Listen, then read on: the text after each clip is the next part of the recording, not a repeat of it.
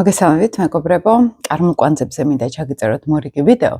წინა ვიდეოში ავხსენი რა არის კარმული კვანძები ასტროლოგიაში, რა არის ჩვენი მისია, ამას ეჩვენებს კარმული კვანძები ძირითადად, აი პირდაპირ მისია, ბედი ღბალი ადამიანის, საით მიდის ადამიანის ცხოვრება, რომელ სფეროში უნდა მიმართოს მთელი ენერგია ადამიანმა, რომ იყოს ბედნიერი, რომ იყოს განვითარებული და კარმული კვანძის ზონაში ჩვენ თუ შევდივართ, განსაკუთრებით იხსნება ხოლმე იღბალი ჩვენ ცხოვრებაში.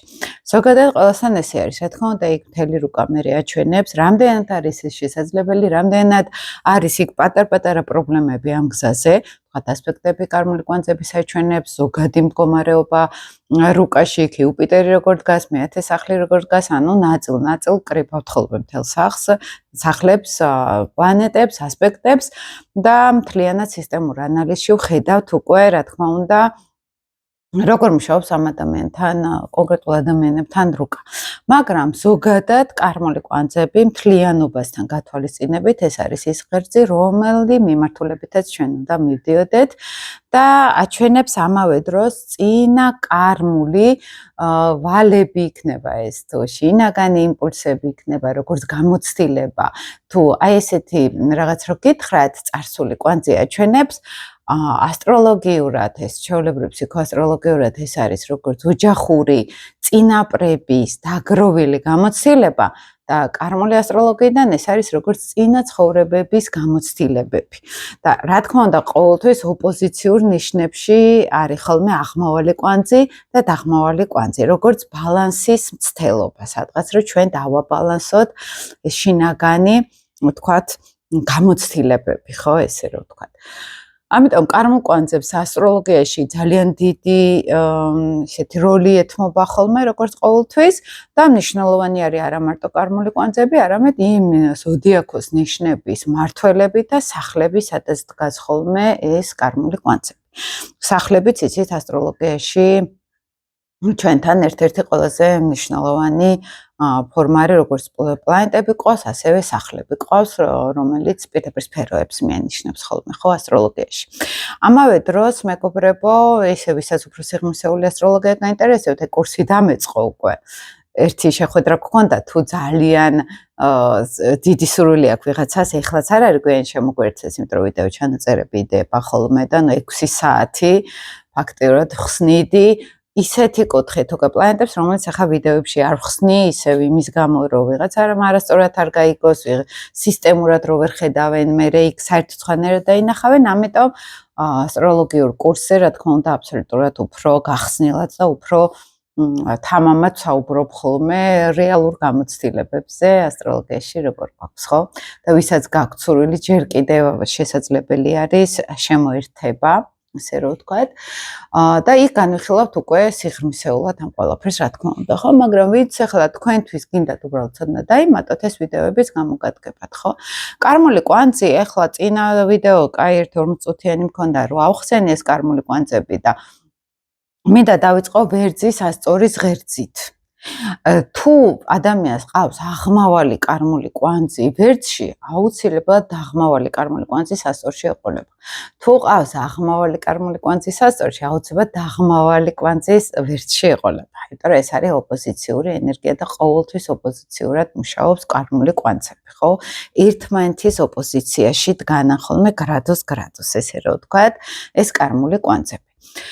რა არის მაგალითად რო ავიღოთ ახლა აღმავალი კარმული კვანძი ვერძში, დაღმავალი კარმული კვანძი სასწორში, ხო? აი ესე პირობითად. დაღმავალი კარმული კვანძი მიგვანიშნებს წინა ცხოვრებებიდან, ან ოჯახში რა იყო, ესე რომ ვთქვათ, აი სურატრიალებდა, როგორც ოჯახური სადღაც გამოცდილება, ხო? აი დაღმავალი კარმული კვანძის სასწორის ხალხი, აი ესე რომ ვიძახით ხოლმე, გამოირჩევიან ძალიან დიპლომატიურობით.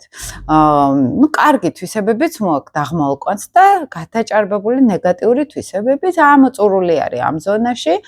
თემა და ეს არის დიპლომატია, ეს არის სილამაზეზე კონცენტრირება, დახვეწილი მანერები, დიპლომატიური მანერები, მაგალითად, შინაგანად მოწესრიგებულები არიან რაღაცნაირად, ხო? ითვალისწინებენ სხვების აზრს. ანუ ეს სასწორის პრინციპი, ჩვენ პრინციპი გამოცდილი აქვს ადამიანის სულს და ყველაზე მთავარი ის არის, რომ ეს ადამიანი მიეჩვია პარტნიორულ ურთიერთობას. რა არის პარტნიორული ურთიერთობა? როცა თუნდაც პირად ურთიერთობაში ინაწილებენ პასუხისგებლობებს პარტნიორები. რაღაცა ჩემსი არის, რაღაცა შენზე იყოს, ხო? ანუ ეს თანასწორობა, ეს სასწორის პრინციპი არის ზოგადად. და შინაგანათაც ამ ადამიანს თავიდან უფრო ახალგაზრდობაში მოყვება ის, რომ აი რაღაცაზე შეუძლია გაჩუმდეს, არ თქვას, იმიტომ რომ ჰარმონია არ დაირღვეს ადამიანებს შორის. რაღაცაზე სჭირდება სხვისი აზრი, მაგალითად, ხო? სჭირდება უფრო მეტად ურთიერთობები ამ ადამიანს. და მერე ნენელა ხვდება, რომ ეს თითქოს უკვე აღარ აინტერესებს, აღარ იზიდავს, ან აღარ მუშაობს ისე კარგად, ხო, მისი წარმატებისთვის. და ხანდახან არის, რომ ძალიან გვიან ნენელა გამოდიან ხოლმე კომფორტის ზონას რო ვეძახით, აი ამ დიპლომატიური, შინაგანად იმას უსმენ, ყველას აზრი მაინტერესებს, ყველას უთანხმებ და მერე ვდგამ ნაბიჯ პრინციპიდან. ნენელა გამოდიან და გადადიან უკვე ვერძის კვანძზე, ეს არის უკვე რომ არავის აღარ უსმენ, ვაკეთებ იმას, რაც მე მინდა. ან შეიძლება უკვე ცოტა აგრესიული ფორმითაც დავიცვა ჩემი საზღვრები. ყველაზე ხშირად მაგალითი გვხვდება, როდესაც მინიმალურად, აი ბევრი უწევთ უფრო მეტად ოჯახში თავის თავზე აიყონ, ვიდრე აი პარტნიორულ ურთიერთობაში რო იყოს, ხო, მიღებული. აი მაგალითად თუ ქალი არის, არ არის უკვე ქმარი და მხმარე მისი, აღარ არის პასუხისგებლობების გადამანაწილებელი და უწევს ამ ქალს ყველაფრის დამოუკიდებლად გაკეთება. ან აღარ არის უკვე დასაყრდენი პარტნიორული ურთიერთობა მისთვის, ხო? აი თითქოს აქვს სურვილი თან ესეთ ადამიანებს, რომ აი ამ პარტნიორულ ურთიერთობაში იყოს ჰარმონია, მაგრამ აღარ გამოდის, რაღაცა აღარ გამოდის, ხო? ისე როგორც თქვათ ისურვებდათ და ნენელა ადიან უკვე აღმავალ ვერძზე. ვერძი არის ძალიან დამოუკიდებელი, ოპტიმისტი, საკუთარი თავის რჯერა, საკმაოდ ზოგადად ვერძის არქეტიპს გეუბნებით და ვერძი არის უშიშარი, დამოუკიდებლად უშიშარი, რომ აი პირდაპირ მიდის, რქებით მიდის, რაღაც თუ უნდა, ხო? და სასწორი დაღმავალი აქ არის უფრო შიშიმდენად არა, უფრო დიპლომატიურობა, რომ მე იმას არ ვაწყენინო, რამდენად შესაძლებელია ხა მე რომ გამოვეყო ამ ურთიერთობას და ცალკე ვიყო ჩემთვის ან ჩემ კარიერაში, ხო? აი აქ შემოძით ხოლმე ცოტა კითხვები და ცოტა აი გაუბედაობაც. თითქოს გონიათ, რომ აი მას არ გადავახტე, ეგოიზმი არ გამომივიდეს. აი ესეთი ტენდენციები არის, იმიტომ რომ სულს არ აქვს გამოცდილება, აი თუნდაც უხეშობის, თუნდაც მარტოობის, ხო? იმიტომ რომ მარტოობა არის ჩვენთან ვერძი და დაღმავალი სასწორი ნიშნავს, რომ წინა ცხოვრებებში ეს ადამიანი ძალიან დიდი ხანი იყო ურთიერთობებში. და შეიძლება ეს ურთიერთობები არ იყოს ხა მაინც-ამაინც ქორწინება, ხო? შეიძლება ელიტარულ საზოგადოებაში ცხოვრობდა ეს ადამიანი და ძალიან იყო მისთვის მნიშვნელოვანი სხვების აზრი, საზოგადოება როგორ მიიღებდა, როგორ ეცვა, როგორი მანერები ჰქონდა, როგორი ცხოვრების სტილი ჰქონდა. და აქედან გამომდინარე ძალიან გახდა დამოკიდებული აი ამ საზოგადოებაზე, აი ამ შეფასებებზე. ეხლა თითქოს ნენელა უწევთ ხოლმე გადასვლა უკვე გამოყოფა საზოგადოებისგან, მაგრამ არა სრულად, რა თქმა უნდა, რომ დაღმავალი კვანძის ჩვენი რესურსი არის, ჩვენი ენერგია არის, რომელიც უფრო მეტად უნდა ვეყრდნობოდეთ, როგორც გამოცდილება, მაგრამ ამაზე დავაფუძნოთ აღმავალი კარმული მისია, ეს არის უკვე იმპულსურობა, ცოტა საკუთარი საზღვრების დაცვაც, მე რა მინდა უფრო მნიშვნელოვანი უნდა იყოს, ვიდრე ჩვენ რა გვინდა მაგალითად, ხო? ნენელა უნდა გადავიდეს, რაც უფრო სპორტულ სფეროში არის ნენელა ადამიანი, ძალიან ბევრი ტრენერი ვიცი, აღმავალი ვერძები.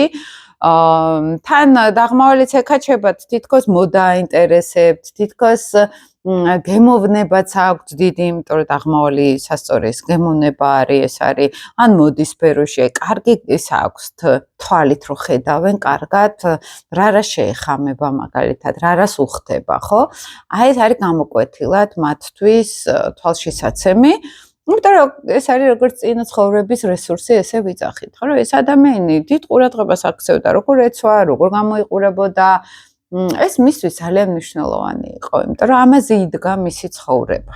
ამ ცხოვრებაში უკვე ნენელა აი ამ სილამაზისკენ სწრაფად ცოტა მეორე ხარისხოვანი ხდება და უფრო მოდის ზოგიერთ შემთხვევაში სპორტული თემატიკა მაგალითად ან უკვე ცოტა ესეთი არადიპლომატიური ქცევაც სადღაც ჩემი საზღვრები მინდა უკვე დავიცვა. აი ბოლო-ბოლო რუკას გააჩნია აქ რა თქმა უნდა მთლიანობაში, მაგრამ შეიძლება იყოს უკვე რომ აი მე მაგარებს აღარ ვეკითხები. ანუ ეს იყოს უფრო მენტალურად ვიდრე ფიზიკურ დონეზე ხო, რომ აი მე ძალიან დამოუკიდებელი ვარ და ჩემთვის ვარ და რაც მე მომწონს იმას ვაკეთებ. გამოკვეთილ ინდივიდუალიზმს გეუბნებით აქ ამ შემთხვევაში, როგორც რესურსი, ხო, როგორც გამოცდილება უკვე უნდა შეიძინოს. ხშირად არიან ხოლმე მარტონი, ან ქორწინებაში არის, მაგრამ მარტოდ გრძელს მაინც უფრო თავს ადამიანი, იმიტომ რომ ბევრ რაღაცას თვითონ აკეთებს. კარიერა იქნება თუ რა იქნება, მაგრამ მე საბოლოო ჯამში უფრო მოსწონთ ხოლმე ეს მდგომარეობა, საკუთარ თავზე დაყრდნობა და არა იმას ვკითხო, ის რას მირჩევს, ეს რას მირჩევს. აი ძალიან კომფორტული ხდება მათთვის, აი ხებზე დაყრდნობა. და ეს არის ამავე დროს მისია, ну იქ თუ შავი მთვარე არ არის შეერთებაში აღმავალ კვანძთან ან სატურნი არ არის შეერთებაში, ну ეს უკვე ძალიან მოწონთ და კომფორტული არის.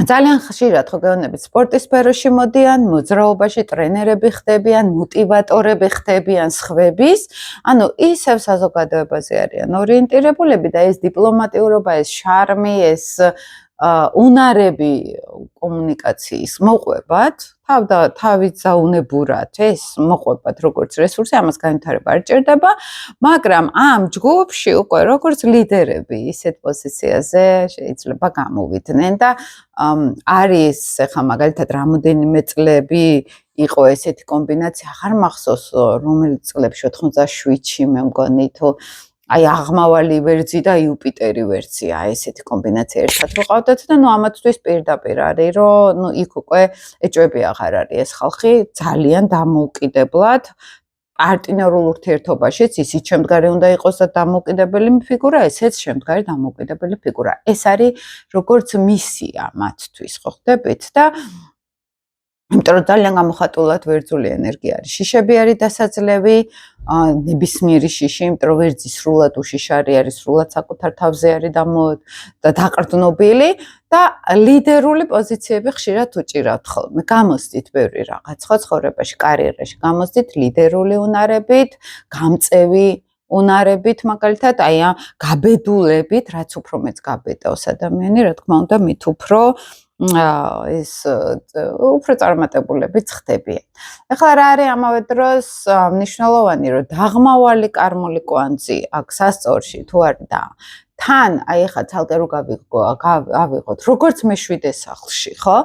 მე-7 სახლი დაღმავალი კარმული კვანძი, როგორც სატურნის ენერგია ისე მუშაობს და კეტავს საერთოდ ქორწინების პარტნიორული ურთიერთობების სახლი არის. იგივე არის მე-7 სახლი სიმბოლურად, რაც ზოგადად სასწორის ურთიერთობა არის, ხო? ანუ ჩემს პირდაპირ ვინც არის ხალხი, აი იქ თითქოს უკვე იმათზე დაყრდნობა აღარ ხდება.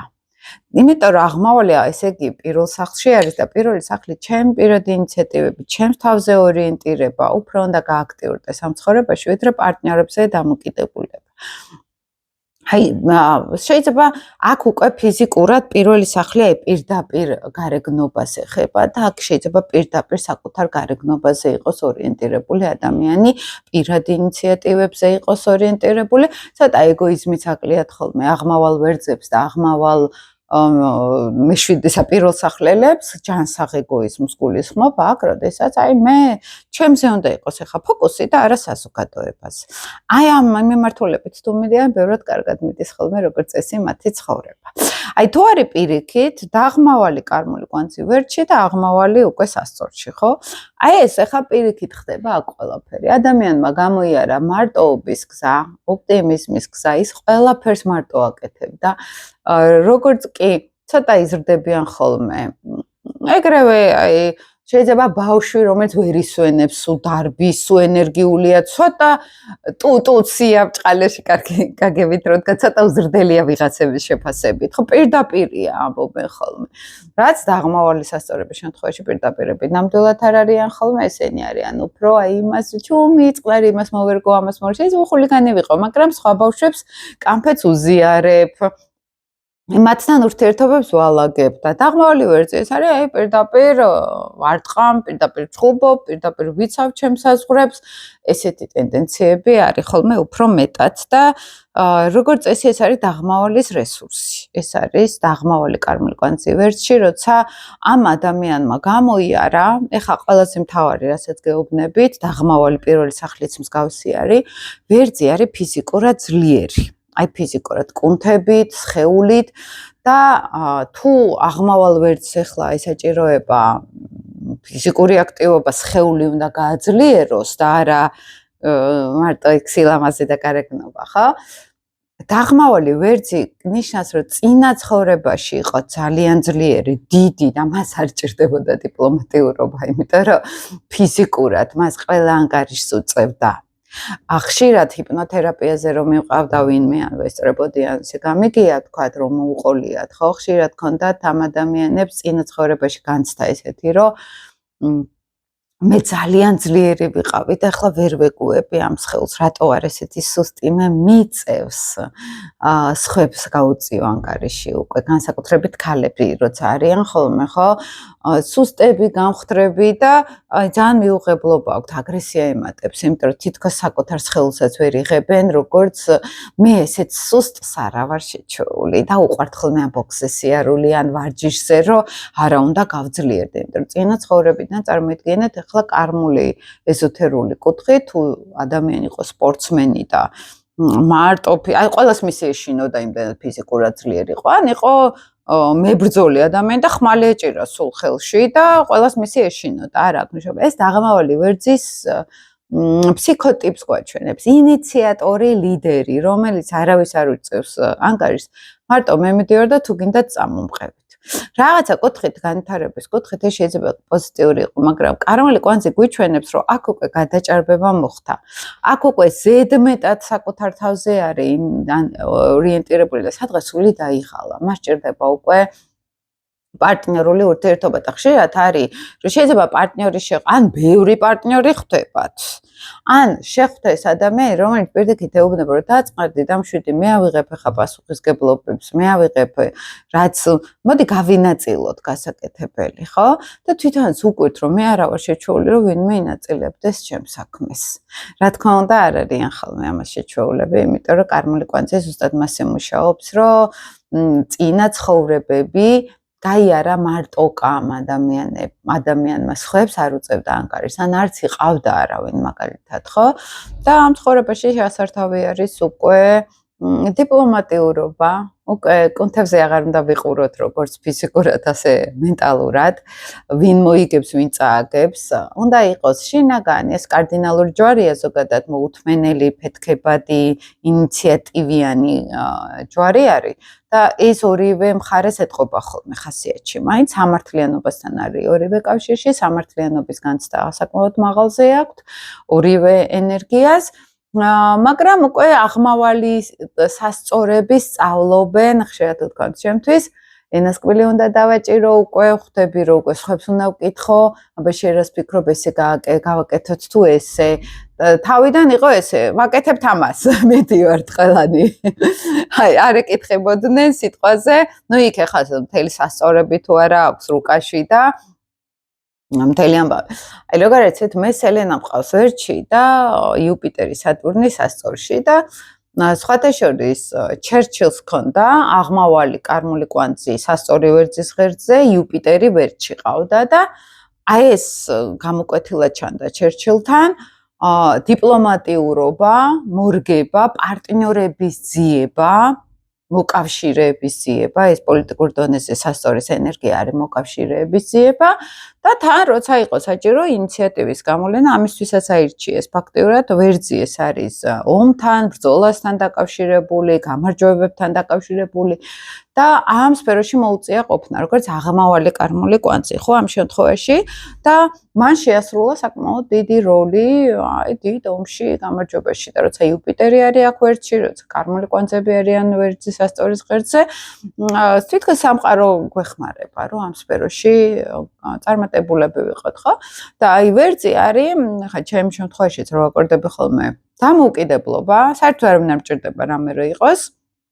აი თუნდაც ჩემს სფეროში არავინ არ მჭირდება, ანუ ის რომ ეხლა ჩემს სფეროში მე ვინმეს მივეკედლობ ჭყალებში არ მჭირდება. მაგრამ სიამოვნებით ცდილობ ხოლმე იქ პარტნიორები შემოვიყვანო, საინტერესო ხალხი მოვიძიო თქვენთვის გავაზიარო, ხო? აი ეს სოციუმი, ჯგუფი, საზოგადოებასთან ურთიერთობა და ინდივიდუალიზმი ეს ძალიან ოკეი შეიძლება გამოსდიოდეს ადამიანს, ხო? აი ეს არის ბალანსი. და როდესაც კარმული კვანძი აი ესე არის მოწყობილი, რომ აი ახლა უკვე სასწორში მყავს აღმავალი, აი ეს ინიციატივა, გამბედაობა, გულწრფელობა, იმიტომ რომ ძალიან გულწრფელები არიან და აღმავალი კარმული კვანძი ვერძები, გახსნილები არიან, შინაგანად გულუბრყვილოებიც კი, კარგი კუთხით, აი კეთილი კუთხით, მაგრამ ეხლა უნდა ვისწავლო უკვე საზოგადოებასთან ურთიერთობა, იმას მოვერგო, აბა შეიძლება სიტყვები, მოდი ერთად გავაკეთოთ რაღაცა, ანუ ლიდერული პოზიცია აღარ არის წამყვანი, ეხლა არის პირიქით უკვე ნენელა ერთად ყოფნის სწავლა. საზოგადოებასთან ურთიერთობის სწავლა არის საჭირო.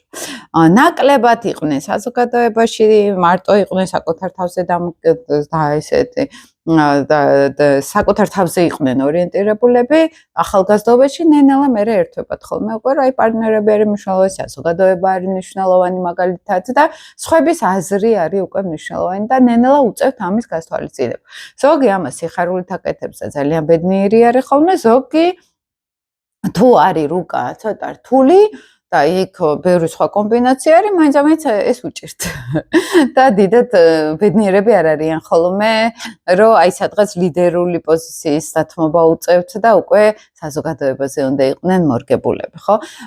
აღმავალ სასწორებს ჭირდებათ მეტად უფრო სილამაზეზე ზრუნვა, სალონები იქნება ეს, ლამაზი ტანსამოსი, კარგი სუნამოები. აი ვერძი არის მარსიანული ენერგია, მამაკაცური და სასწორი არის დიპლომატიური ქალური ენერგია, მომთმენი და მომლოდინე. და ვერძი ეს მამაკაცური იმპულსი არის, ხო? აი დავარტყი, მუშტი და უნდა გაკეთდეს, ხო? ძალიან ძნელი არის ამ კაცური იმპულსიდან ქალურ მოთმინებამდე გადასვლა, ხო? და კარმული ასტროლოგიით რო წავიდეთ, ხშირად არის რომ ეს ადამიანი მამაკაციან მეომარი იყო სულით, ხო? და ეხლა როგორი არის რომ აი მეომრული სულიდან გადმოხვიდე უცებ მომლოდინე მომთმენ ტიპაჟად. იმას მოუთმინო, ეხლა ვიცი რომ ის რაღაც სისულელეს ლაპარაკობს, მაგრამ არავის შავს გაუტარებ იქ დიპლომატიურად მოუდგები. ეს ახლა დაღმავალი ვერძისთვის, ან დაღმავალი პირველი სახლელისთვის ეს ძალიან რთული არის.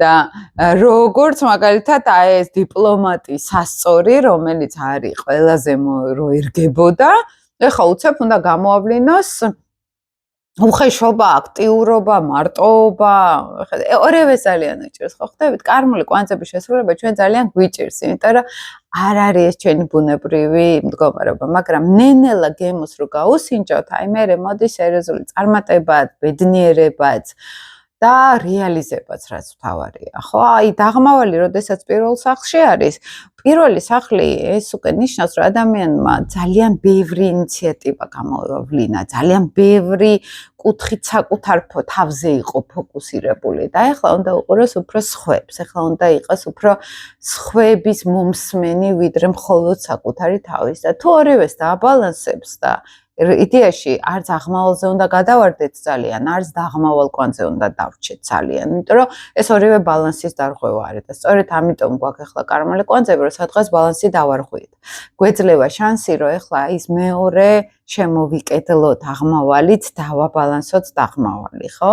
და ბევრად უფრო კომფორტულები ხდებიან ხოლმე, სხვადასხვა ხშირად მეკითხებიან ხოლმე, მე მგონი არ ვასრულებ აღმავალ კვანძს. რო არ ვასრულებდეთ კარმულ კვანძს, ხო საერთოდ წაგვიყვანდნენ ამ ცხოვრებიდან. გარკვეულწილად ყოველთვის რაღაც ზონეზე ვასრულებთ, მაგრამ აქაც მასშტაბები არის, რამდენად ვასრულებ, ხო? იმიტომ რომ აი ვედური ასტროლოგიიდან აღმავალი და ზოგადად კარმული კვანძები ეს არის დრაკონის თავი, აღმავალი, რომელიც მადააგდა სულ ჭამს და გადაანაყროვანება ვერ გრძნობს, ხო? და დაღმავალი ეს არის დრაკონის ტანი, რომელიც საერთოდ აქ არაფერი არ შედის, ხო? მადაც არა აქვს საერთოდ, ხო?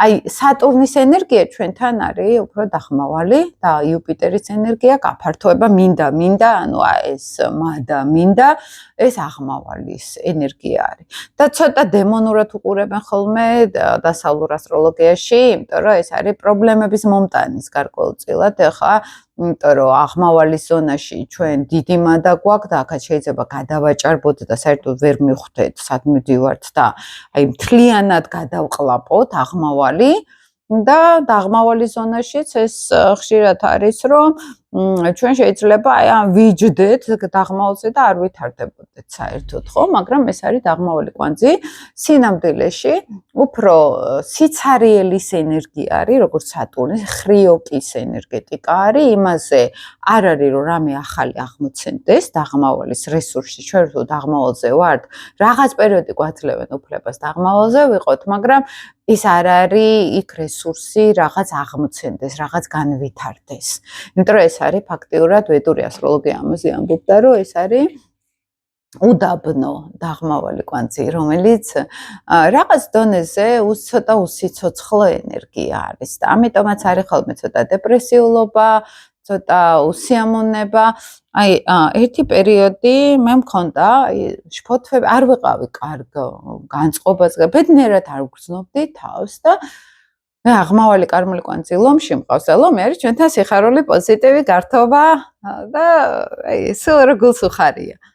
და იმ პერიოდში მე დავკარგე ეს და ისე ღიმღამოთ ვიყავი, იმიტომ რომ მერწყული არის ცოტა აი დაღმავალის კუთხით თუ შევხედავთ, ხო, აქ არის გონება, აქ არის ანალიზი მუდმივად და ლომი არის უფრო გამოჩენა, ნიჭის გამოვლენა, მაგალითად უნარების გამოვლენა და მე მივხვდი, რომ როგორც კი სხვა შორის იქ საბავშვო ბაღში დავდიოდი ბავშვებთან, ბავშვთა ფსიქოლოგიაში გავდიოდი ტრენინგებს და როგორც კი ამ ბავშვებთან, რაღაც სიხარულთან, რაღაც პოზიტივთან ურთიერთობა დავიწყე, აღდგა ეგრევე ჩემი შინაგანი ენერგია და მივხვდი, რომ მე არ მაქვს ფაქტიურად უფლება ამ ცხოვრებაში, რომ ლომის ზონაში არ ვიყო. ეს არის სიხარული, დღესასწაული, ეს არის მხიარულება, ხო? აი გულით რო ცხოვრობ, ხო, სადღაც და მანდ უფრო მივხვდი, დაახლოებით 38-39 წელს ვიყავი მაგას რომ მივხვდი, კარმულ წლებს გულისხმობ, იმიტომ რომ 36-38 წელი ეს კარმული წლები არის,